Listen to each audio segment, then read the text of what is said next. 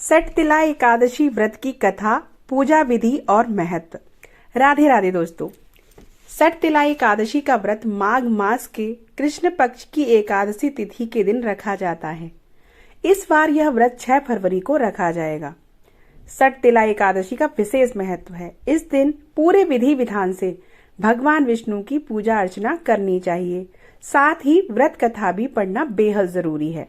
आइए जानते हैं सटतिला एकादशी की व्रत कथा और महात्मा। एक समय दालव्य ऋषि ने पुलस ऋषि से पूछा कि हे महाराज, पृथ्वी पर मनुष्य पराये धन की चोरी, ब्रह्म हत्या जैसे बड़े पाप करते हैं। इतना ही नहीं, दूसरों को आगे बढ़ता देखकर ईर्ष्या करते हैं।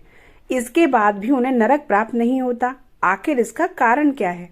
ये लोग ऐसा कौन सा दान और पुण्य कार्य करते हैं जिनके उनके पाप नष्ट हो जाते हैं? जरा इसके बारे में विस्तार से बताइए।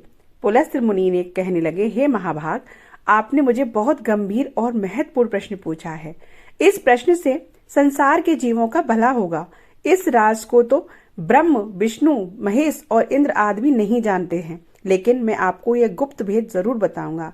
उन्होंने कहा कि माघ मास जैसे ही लगता है तो मनुष्य को स्नान आदि करके शुद्ध रहना चाहिए। अपनी इंद्रियों को वश में करके काम, क्रोध, लोभ, मोह, अहंकार, ईर्ष्या और देश आदि का त्याग कर भगवान का स्मरण करना चाहिए।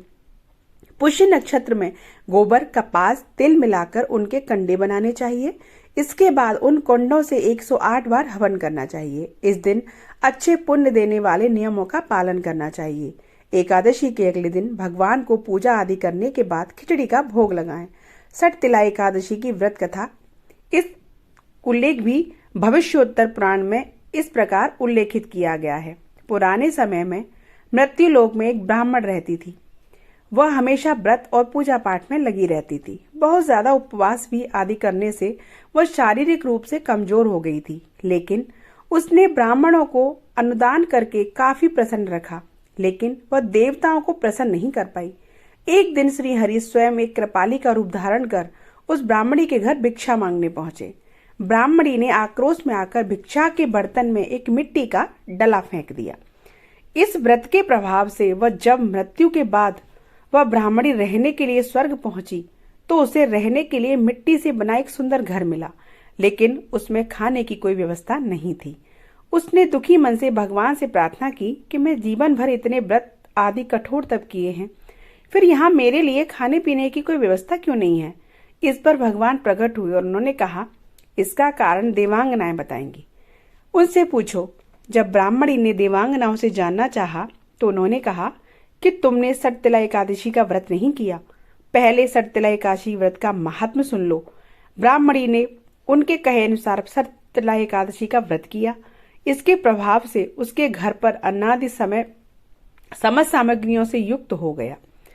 मनुष्यों को भी मूर्खता आदि का त्याग करके सटतिला एकादशी का व्रत और लोभ न करके तिल आदि का दान करना चाहिए।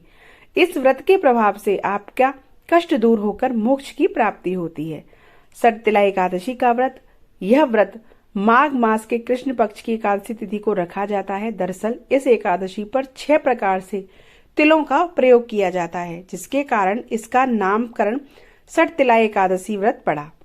इस व्रत को रखने से मनुष्यों को अपने बुरे पापों से मुक्ति मिलती है। इस व्रत को रखने से जीवन में सुख समृद्धि आती है। सटतिला एकादशी की पूजा विधि।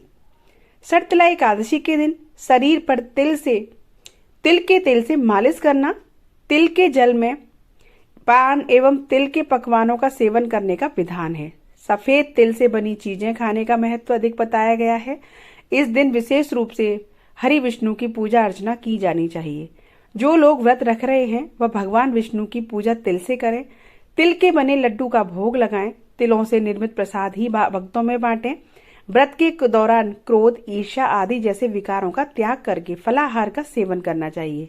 साथ ही रात्रि जागरण भी करना चाहिए।